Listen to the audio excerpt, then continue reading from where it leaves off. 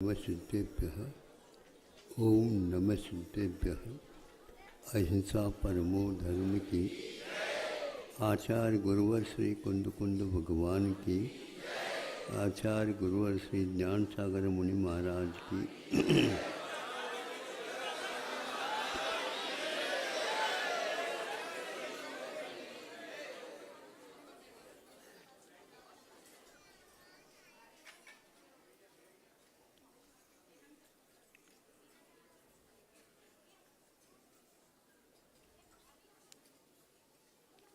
ऐसा यदि आप लोग यहाँ पर आने के उपरांत बैठ जाए, बहुत आनंद आ जाएगा। आप लोग जो बोलते हैं उसके कारण जिनकी एकाग्रता रहती है वो भी उत्तीर्ण के स्थान पर अनुत्तीर्ण हो जाती। इसलिए आप शांति से बैठा करो। महाराज शांति हो तो बैठे हैं, लेकिन बैठने से शांति अपने आप आने लग जाती, इसलिए कह रहा हूँ। अब देखो, कई परीक्षाएं हो गई। दो व्यक्तियों के बीच में परीक्षा होने जा रही। वैसे परीक्षा एक की होती है, लेकिन दो व्यक्तियों के माध्यम से दोनों की परीक्षा होती है। उसको हमें अब थोड़े से देखना है। पत्रिका प्रश्न पत्रिका या नहीं है, फिर भी प्रश्न उठता है, उसका उत्तर आपके सामने तैर करके आने वाला। दो भव्य जीव है, निकट भव्य है, आसन्न भव्य है, प्रत्यासन्न भव्य है। अब बस जाने ही वाले हैं। उससे पूर्व में उनके बीच, दोनों के बीच में किसको अंक ज़्यादा आते हैं, ये अपने को आंखों से देखना है। बीच में कोई तालियां न बजाए, क्योंकि उससे भी परीक्षा में व्यवधान आता है। उनको तो नहीं आता, लेकिन सुनने वालों को अवश्य आता। अब सुनिए अथवा देखिए। दो परीक्षाओं में इन दोनों के बीच में परीक्षा हुई थी। उसमें एक बहुत अच्छे अंक लेकर के आता, दूसरा अंक लेकर के तो आया है, लेकिन वह दूसरी श्रेणी में आ जाता। दूसरी और परीक्षा विषय दे करके उनकी क्षमता को और समीक्षित करना है, देखना है इसमें कौन आगे बढ़ता है।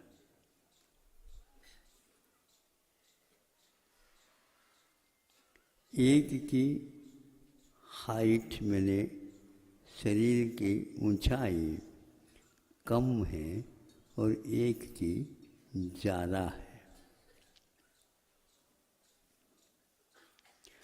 छोटी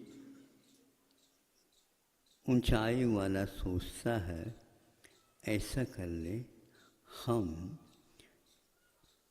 पूर्व दिशा में खड़े हो जाएं और सामने वालों को अपने आप ही पश्चिम दिशा मिल जाएगी। तो पूर्व दिशा में हम हो जाएंगे तो अपूर्व अंक हमें मिलेंगे, उनको नहीं मिल पाएंगे, क्योंकि सूर्य के प्रखर किरणें उसके मुख के ऊपर पड़ेंगे और उसी में इसकी परीक्षा हो जाएगी और हम आसानी से युक्तिपूर्वक इस परीक्षा में पक्की बात है। ये अपने आप निर्णय लेना गलत होता है। विद्यार्थी हमेशा इसके बारे में निर्णय न ले, क्योंकि जिसने प्रश्न पत्र तैयार किया है ये उसका कार्य है। आपको तो केवल उत्तर देना है, और उत्तर प्रति प्रश्न के माध्यम से भी दिया जा सकता है, ऐसा हमने सुना था।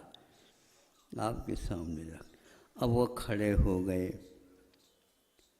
एक ज़्यादा ऊंचाई वाला पश्चिम की ओर हो गया, और कम ऊंचाई वाला पूर्व की ओर हो गया, और सूर्य की ओर देखना है दोनों को। तो वो इसके लिए तो सूर्य मिलेगा ही नहीं, क्योंकि वह पूर्व की ओर खड़ा। किंतु दृष्टि पलकों को जिस रूप में है उसी रूप में रखें, वह झपकी न ले, पलके न ले, वो भी झपकी ही मानी जाती है। और एकदम आँखें जैसे अनिमेष बोलते हैं, अनिमेष देवों की दृष्टि हुआ करती है। तो इनके सामने वह प्रश्न रखा। देखते देखते देखते देखते धीरे धीरे जिनकी ऊंचाई कम थी वो भीतर से कमज़ोर जैसे हो रहे हैं, और सामने वाले जो खड़े थे उससे उनकी ऊंचाई ज़्यादा थी, और सूर्य धीरे धीरे धीरे धीरे ढलने की उसको उस ओर गया जहाँ पर वो आगे आने वाला नहीं। तो धीरे धीरे यह सूर्य का प्रखर किरण इसके छोटे के ऊपर पड़ने लगे, और कुछ समय के उपरांत छोटे कद का जो था उसकी आंखें झपकते ही जो परीक्षक को वहाँ पर रखा गया था, नियुक्त किया गया था, उसकी परीक्षा उन दोनों से भी ज़्यादा हो रही थी, कहीं गड़बड़ न हो जाए, और वह हो गई। इसमें भी वह अनुत्तीर्ण रहा है। मैं पूछना चाहता हूँ, इसका कारण क्या है? इसके पास शरीर भी दीर्घ है, उसके पास भी दीर्घ संगन है, दोनों को मुक्ति होना है, और मुक्ति के पेपर इनके सामने हैं, उसमें तो पास होना है इनको। लेकिन अभी एक प्रकार से ये पास नहीं हो सके। एक पास हो गया, दूसरा पास नहीं हुआ। उत्तीर्ण क्यों नहीं हुआ? शरीर आश्रित क्रिया के माध्यम से आत्मा की शक्ति की परीक्षा 3 काल में होती नहीं। कथनचित कुछ समय के लिए हो सकती है, किंतु उसके बाद वह अपने आप ही गौण हो जाता है। मानसिक संतुलन बिगड़ता है तो शारीरिक संतुलन भी बिगड़ जाता है। शारीरिक संतुलन बिगड़ने में मानसिक संतुलन का बिगड़ना भी अनिवार्य होता है, ऐसा तो नहीं कह सकते, लेकिन इतना अवश्य है, वह यदि चाहें तो उसको भी बनाए रख सकता है। तो बनाए रखने में एक तो उत्तीर्ण हो गए, दूसरे क्यों नहीं हुए? आचार्यों ने कहा कि इस परीक्षा के प्रश्नावली में इस जीवन की समस्या भी हो सकती है, तो पूर्व जीवन की समस्या भी हो सकती है। इस जीवन की कौन सी है? तो जो जिनके कद कमी है वह बार बार सामने वाले कैंडिडेट को उन्हीं को देखता था, मैं इसको जीतूं। पेपर में जो लिखा गया है वह प्रश्न लिखा गया, उसमें उत्तर पाना। उनकी दृष्टि से और आपकी दृष्टि से क्या अंतर है, लेकिन भीतर वो उसे जीतना है मुझे। शरीर में जो कमी है उसको जीते तो संभव है इसमें पास भी हो जाता, हो नहीं सकता, क्योंकि जिसकी बहिर्दृष्टि रहती है। तो इनकी दृष्टि जो है उनको नहीं, शांति से खड़े हैं। 25 धनुष जिनकी ऊंचाई ज़्यादा थी, झपकी नहीं लगी, तब वो सोचते हैं देखो मेरे नई झपकी लगी, उसके कारण दूसरे की हार निश्चित हो गई। किंतु अब करें क्या, सामने वाले की कुव्वत आंखी जा रही है। कुव्वत कम, गुस्सा ज़्यादा, लक्षण है पिट जाने का। यह भरत जी पिट गए, एक बार नहीं, 2 बार नहीं, 3 बार नहीं, चौथे बार में एक और परीक्षा है। ये मोरलिटी की परीक्षा है, वो सामने आ जाते। हम अंतिम शस्त्र अभी दिखाए नहीं, सबके सामने आ जाएगा। और उन्होंने घुमा दिया, लेकिन माथा घूम गया। वहाँ जा कर के चक्र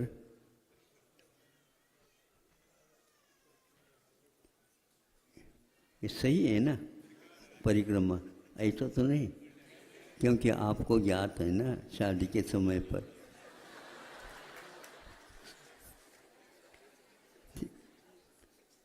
दक्षिणा और प्रदक्षिणा ये है कि चूँकि सूर्य और चंद्रमा मेरु की प्रदक्षिणा करते हैं, तो इसी प्रकार ये चक्र प्रदक्षिणा दे करके और भरत जी के सामने खड़ा हो गया।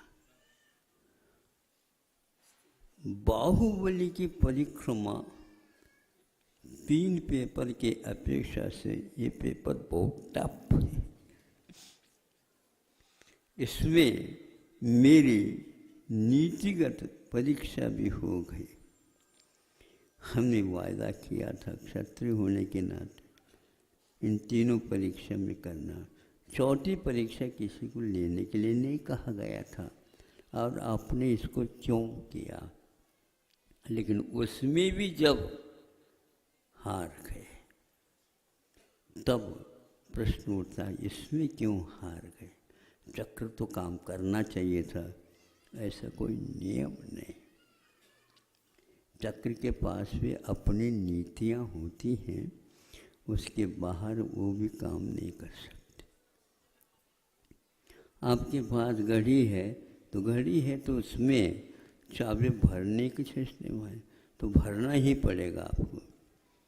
अब कोई दूसरा है ऑटोमेटिक अपने आप चलती है, लेकिन उसके चाबी अलग होती है। हाँ, ये भिन्न भिन्न हैं, तो उसके माध्यम से एक चलते हैं।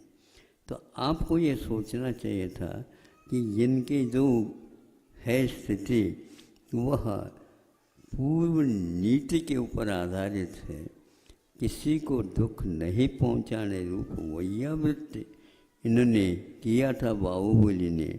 इसलिए एक भी परीक्षा में वह अनुत्तीर्ण नहीं रहे। फिर भी उनको हर बार में यह कठोरता था मन कि बड़े को हराना ठीक नहीं है, यह छोटों का कर्तव्य नहीं है। लेकिन रणांगन में कर्तव्य यही है, जैसा कहा गया उतना ही करना पड़ता। आप सुन रहे हैं महाराज, बहुत अच्छे सुन रहे हैं, क्योंकि यहाँ तो परीक्षा पेपर की बात हो रही। प्रत्येक घड़ी प्रत्येक पल हमारी परीक्षा हो रही। सब में तो कुछ सीमाएं हैं, किंतु श्रमण बनने के उपरांत सीमातीत की बात करते हो तो सीमातीत की बात करते, उसमें एक भी नंबर, एक भी अंक कम होता, आधा भी अंक कम होता, पाव भी अंक कम होता, पाव का पाव भी कम होता है तो सहन नहीं होता है। अबे हमें केवल 33 नंबर ही में ही निपटा रहे। बच्चों, हमारा जो आप आशीर्वाद दो, 33 की जगह 330 हो जाए।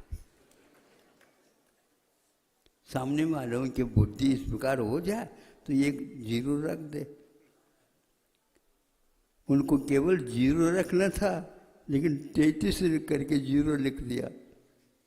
ये बार बार मेहनत करता था, मंत्र पढ़ता था, कम से कम उनकी बुद्धि में 33 तो आ जाए, तो 33 आ गया और एक शून्य और आ गया। लेकिन 330 तो अंक रखे नहीं गए थे। हमारा लक्ष्य, हमारी दृष्टि, हमारी स्थिरता वहाँ पर रहे जिसे हमें बताया गया कि ये कर्तव्य।